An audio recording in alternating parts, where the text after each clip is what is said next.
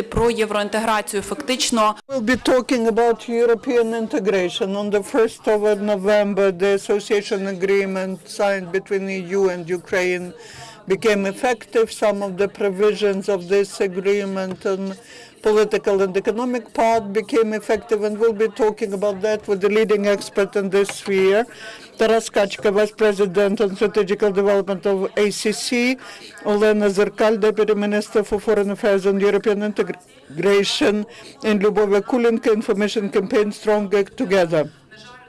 Unfortunately, Mr. Pyatnitsky failed to join us. He's at a meeting of the government, and we hope that Mr. Kachka will take his functions, the commenting,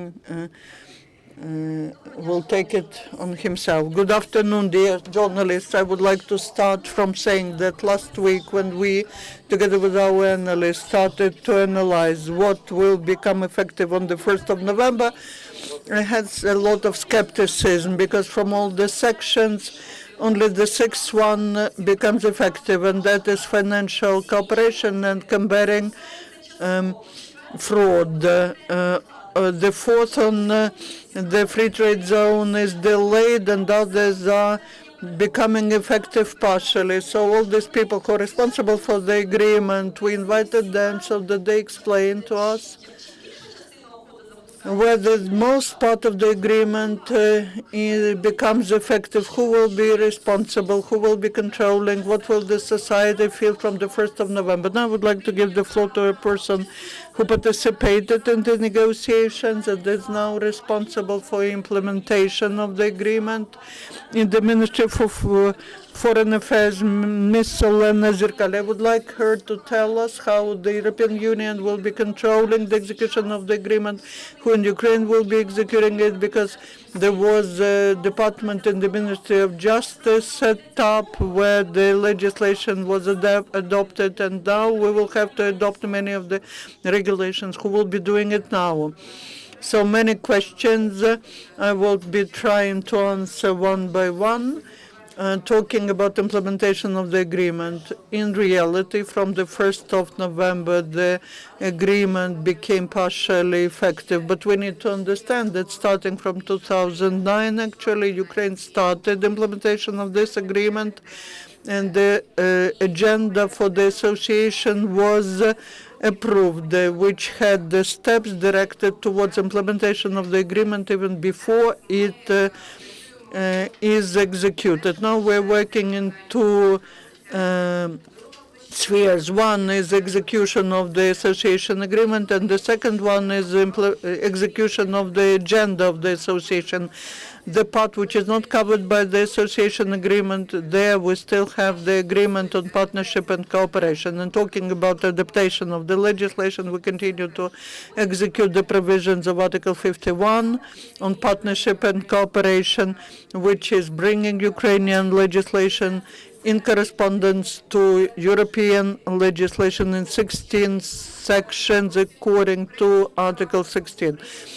The Ukrainian parliament passed the law on the national program of adaptation, according to which the government is responsible for bringing our legislation in correspondence to European legislation. So the government drafts the plans and then executes the plans of harmonizing our legislation with European, how this process will be taking place, how the state bodies will be operating. For that, we have the Office of European Integration within the structure of the Secretariat of the Cabinet of Ministers set up, which it will be coordinating all the actions, and also the Ministry of Economic Development and Trade, which coordinates all the work of sectoral ministers, continues to operate, as well as the Ministry of Justice, which is responsible for adaptation of Ukrainian legislation. As to internal procedures, now we are forming both Ukrainian part of the Committee on Cooperation and Ukrainian part of the Council on Cooperation. By the middle of December, we plan the first inauguration meeting of the Council on Cooperation. We do hope that by that time we will have a new government, and the Ukrainian delegation at the meeting of the Council on Cooperation will be headed by the newly appointed minister. Where will we feel most changes? I believe that most changes will feel in the issue of visa-free regime. That's the major issue for Ukrainian society, for Ukrainians, ensuring free movement of persons. For us, for the government, is the main task at this stage. One of the reasons why Mr. Pyatnitsky is absent is because in the government there is a meeting on the readiness for to introduction of passports. Is there progress? Yes, of course, there is a progress. In September, there were 4 missions of the European Union on the assessment of the progress. One of them was dedicated to the issue of the control on the border. The others, the issue of documents, and also 2 on asylum and migration. There is a issue, though, that there is no serial production of biometrical passports, and the European Commission cannot assess the level of protection of these documents, and this is a disadvantage of sorts, but we plan to remove it very soon. And in order to close this topic about the passports that is of great interest to the media and everybody here, do I understand rightly that the problem will be solved, and we can, if it and when it is solved, we can expect a huge progress? And the task is to start the production on the 1st of January, and we have now to solve all the issues that are concerned, that are connected to this. We can now invite Taras Kachka. Yes, but several questions before he speaks. Understand that he represents the business community. I'd like to ask him to tell whether there was a practice in the history of the European Union that one chapter was delayed for a year. We have already started to work within the rehabilitation package of reforms, and I also want him to comment on the 6th chapter, economic and sectoral cooperation. Can you tell us in simple terms in which spheres the government can start the reforms? Good afternoon, colleagues. Yes, I think that in continuation of what Olena said, the current state of relations with the European Union is sort of transition from one agreement, from the partnership and cooperation agreement to the agreement on association. On the 1st of November, we had the actual beginning of the implementation of several clauses in the trade part. The European Union, in the official bulletin, they have published the order that continued the trade preferences until the 1st of December 2016.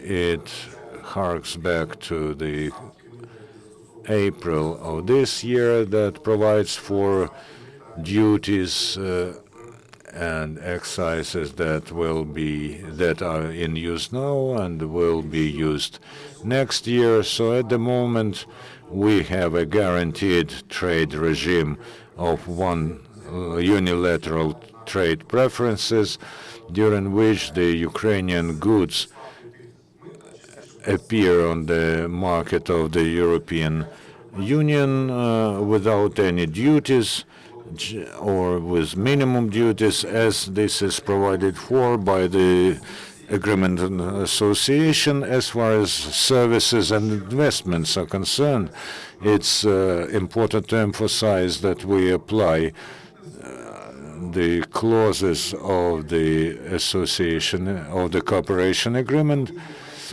They are less ambitious than the clauses of the association agreement, but they still provide rather important preferences, and we have a number of cases when the companies were using them in order to protect their interests.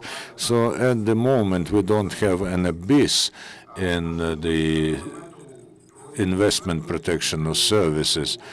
There's an important element of Chapter 4, which is the adaptation of legislation, and the lion's share of these obligations are in the Chapter 5, and also in amendments to Chapter 5 that will soon be in use within new framework, and the adaptation of legislation in the trade part is covered by the infrastructure that is there in the association agreement, the protection of intellectual rights, and at the same time there is a rather interesting example that even in spite of this gradual replacement of the previous regime of relations with EU for a new, which is a patchwork to some extent, real reforms necessary to provide for the export of Ukrainian products to European Union. We have a new version of the law on standardization and metrology, new legislation on the safety of food products. They have testified to the preparedness of the parliament and the government to introduce important changes that practically mean the promotion of Ukrainian goods on the market of the European Union. So we have increased significantly our export to the European Union. It's 14% increase. So in reality, what we have positive and what every Ukrainian will feel is that the new government and the new coalition are, in fact, in the framework of the association agreement, and they are rather well detailed, stipulated, so it's easier for participants in the coalition process to reach an agreement and then realize the declared reforms. And also I think that this period from the 1st of November to the 1st of January 2016 is going to be very important to make Ukrainian enterprises We have just gotten information that Valery Pyatnitsky will be here within 5 minutes. So any questions to speakers? Yes, we have some questions.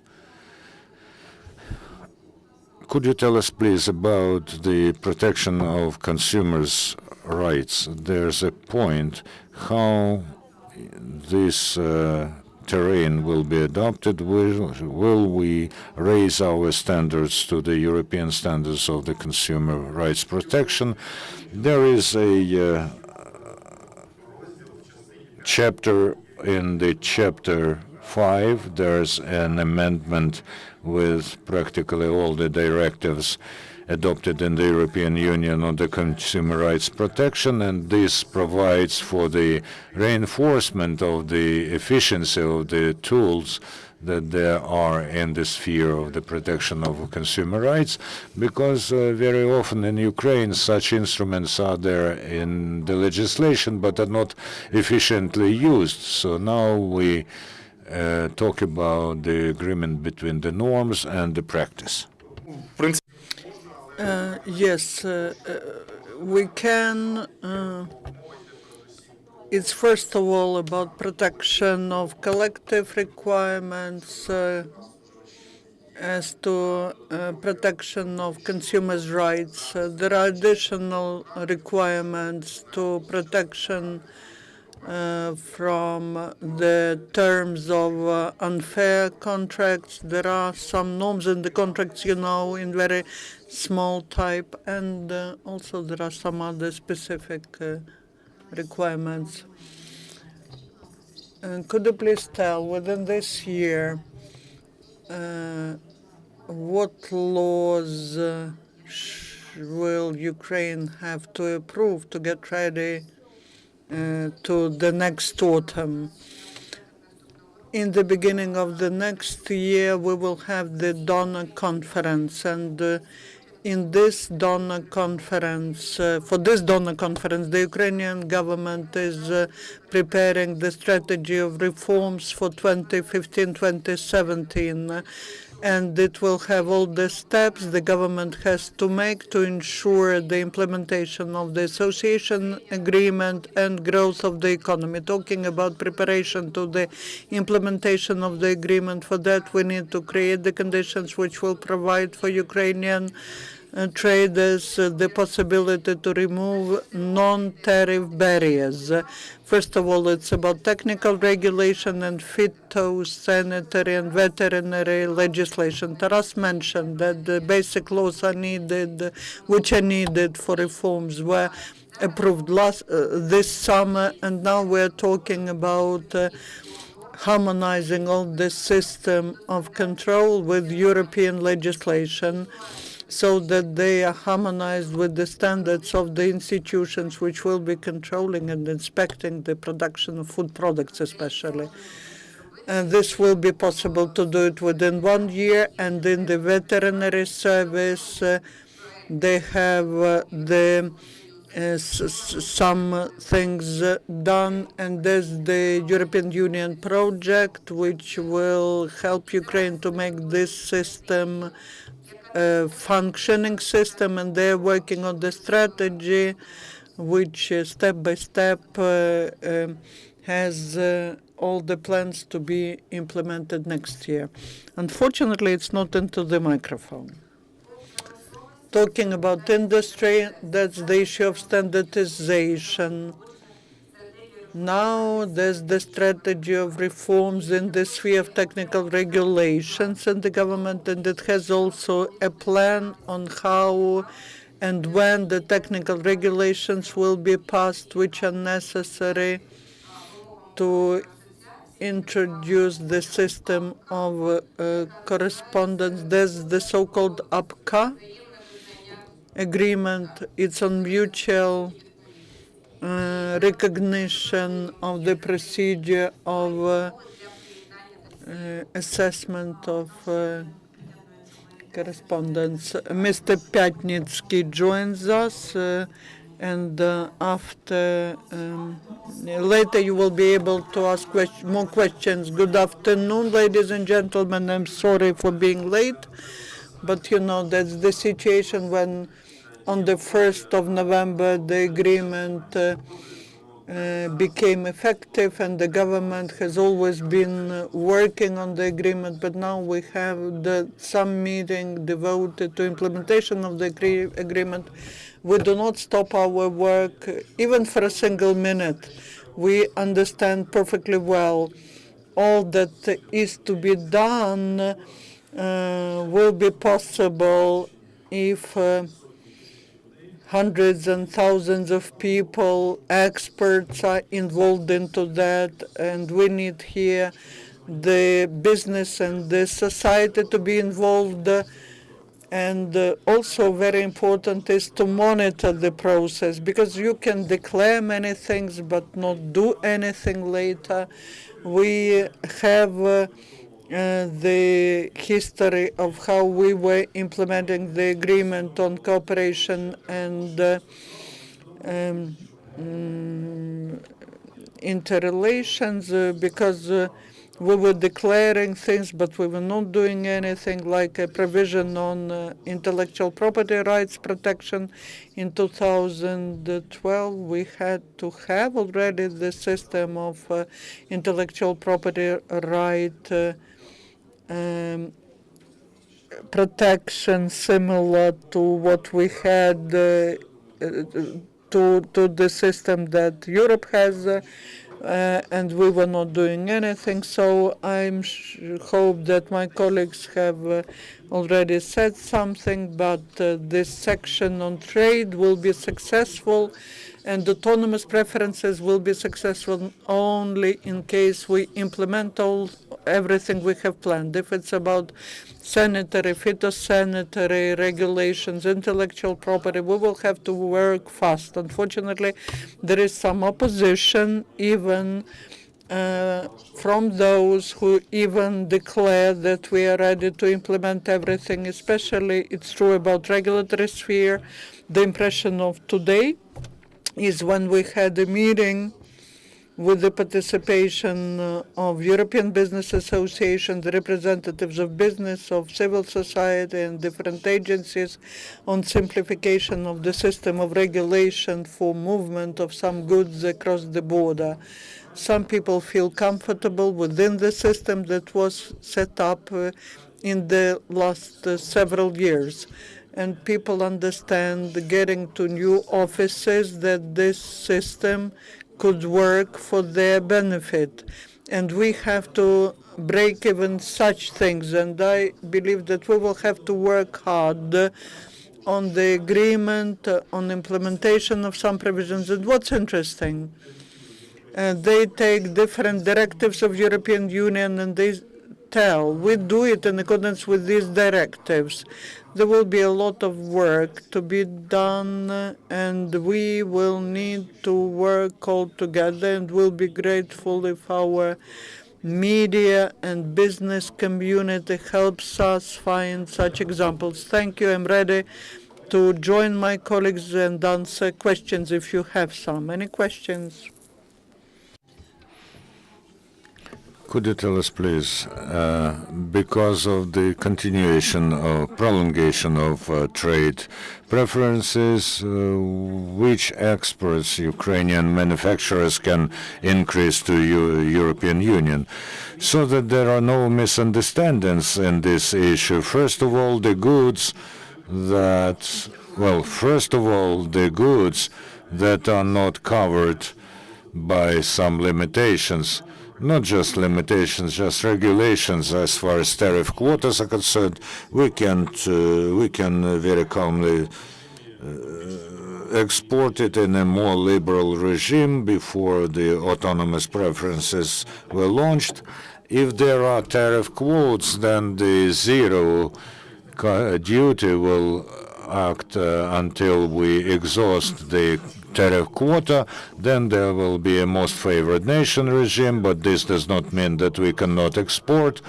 And if there are regulatory regime that allows us to export to the European Union, let's say it will be implemented in our legislation. For instance, today we still cannot export our milk products because our requirements for sanitary and phytosanitary demands are met.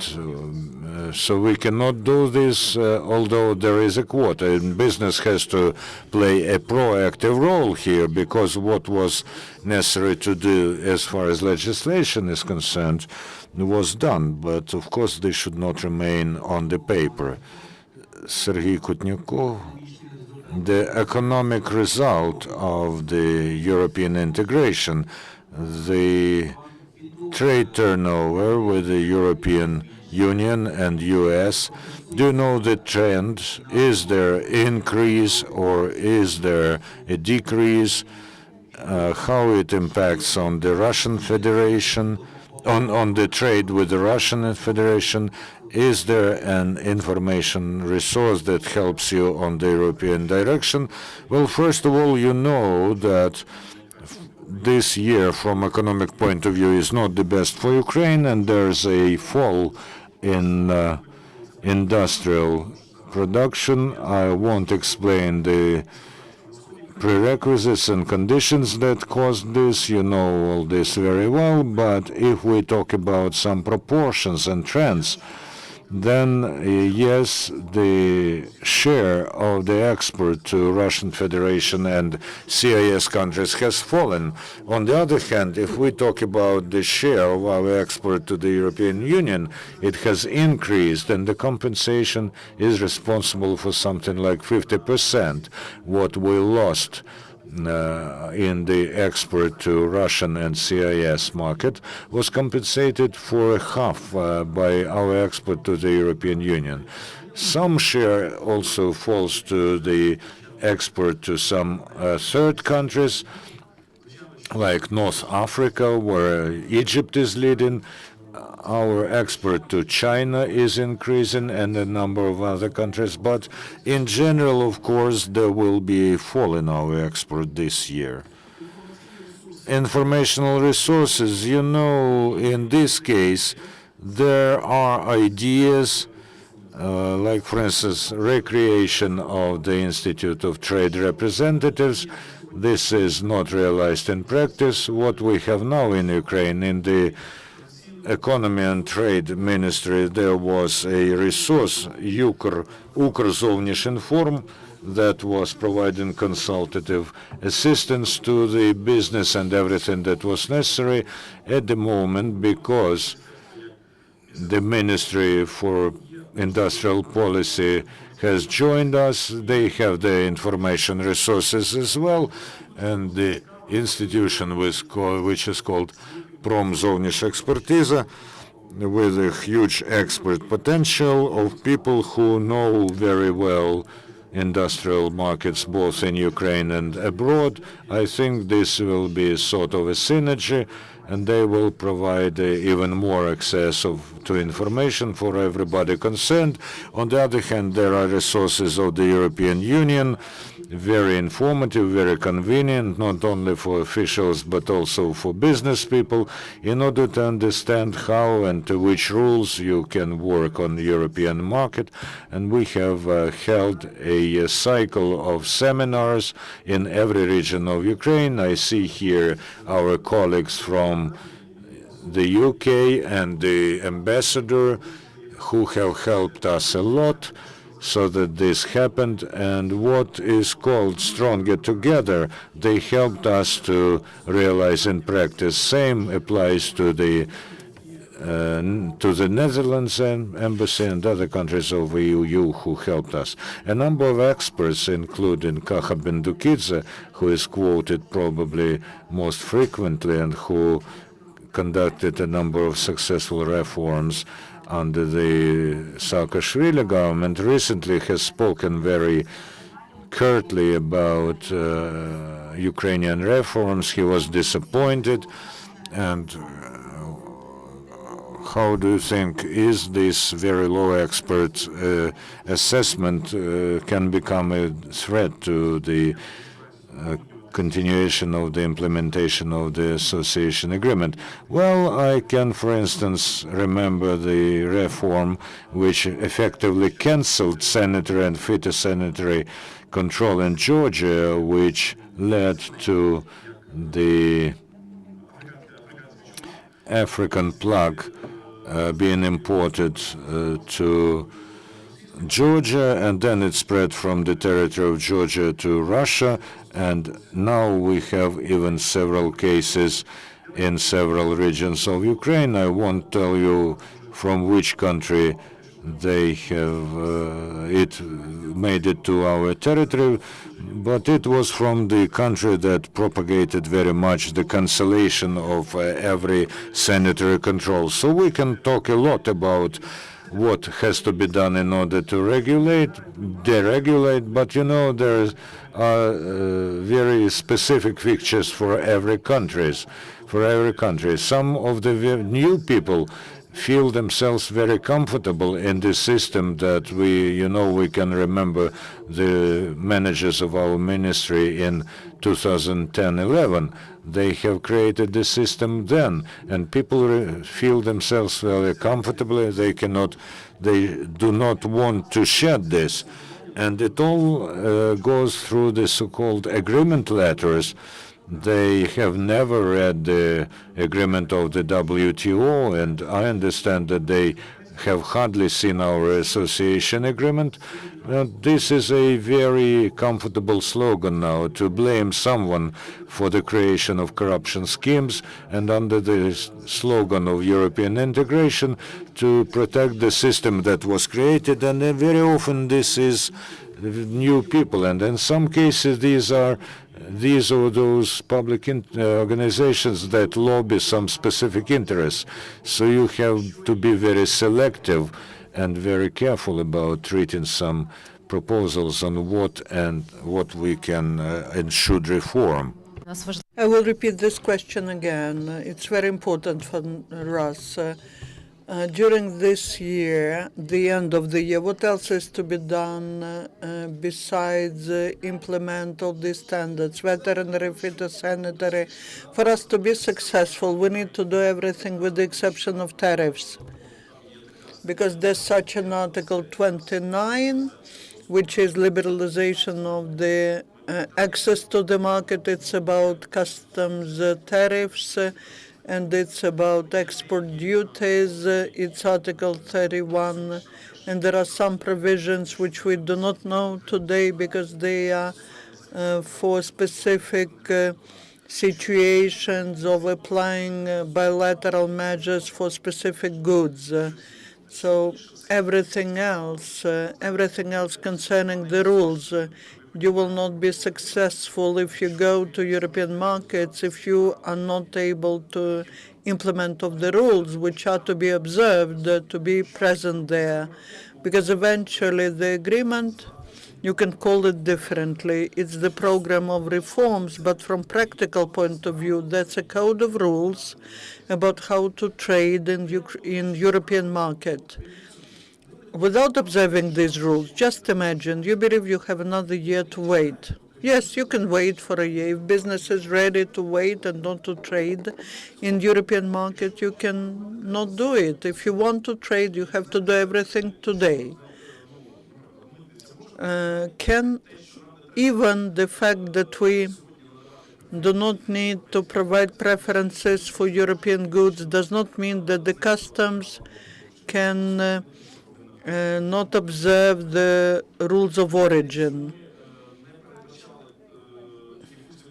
The fact that we did not envisage any liberalization of trade measures, the philosophy of the agreement means that the amendments are to be introduced in this part of the activities. But again, you shouldn't be replacing any notions, because a lot has to be done beyond the agreement. Combating corruption is not just a slogan.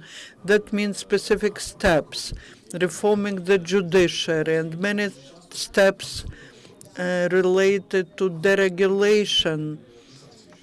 But if you do not do that, we will not be successful in implementing the agreement.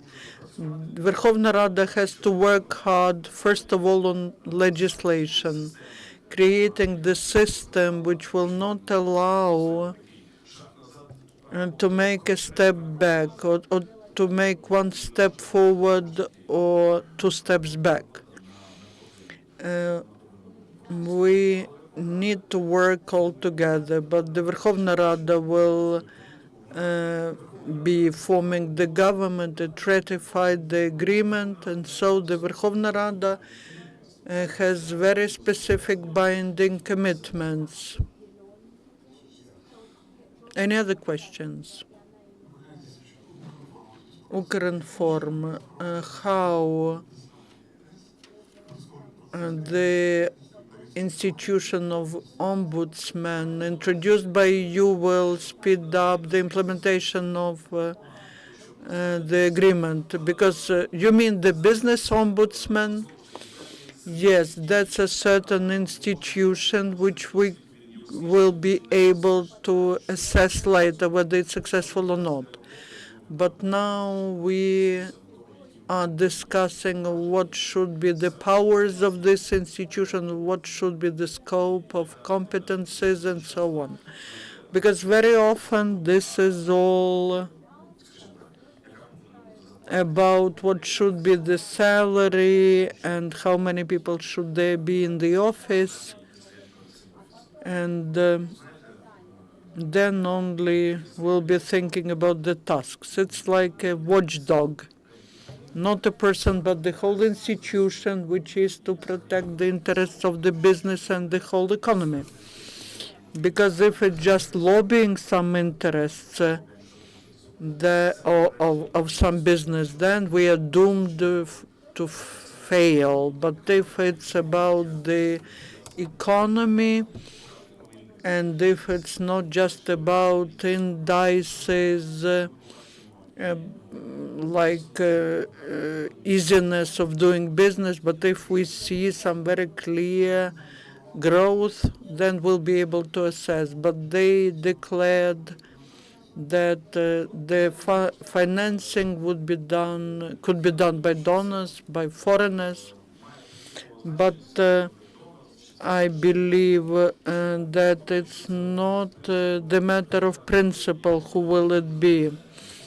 If it's not according to the principle, the one who pays can order the music, but if it's just a Ukrainian melody, if it's a foreigner who sings his own song, then there will be no result. There will be a conflict, and the understanding will be different on how to develop the country. It's not Bindukidze who will be developing our country. We need to believe that we ourselves have to change the country, because otherwise nothing will happen. Very often, foreign reformers get tired. We're not easy about reforms.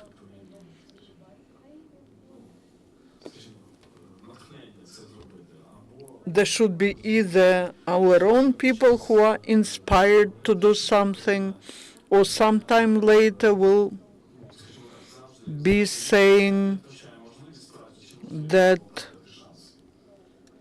Ukraine will lose its chances. If you have no more questions, okay, maybe a comment? Well, then thank you.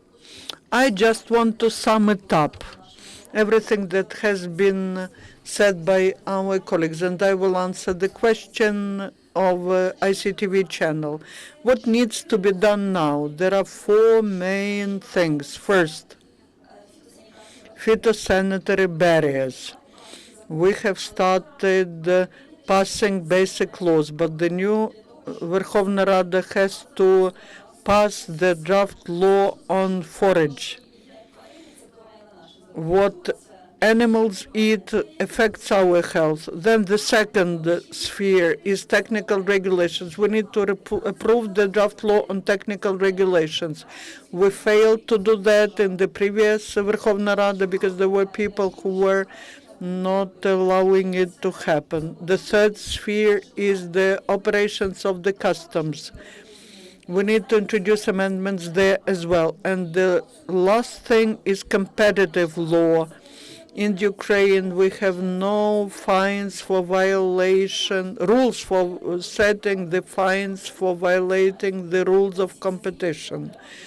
And these are all the amendments that we need to introduce. Okay, thank you. We would like to thank our speakers, and looking forward to hearing from you some news on the implementation of the agreement. Our next press briefing will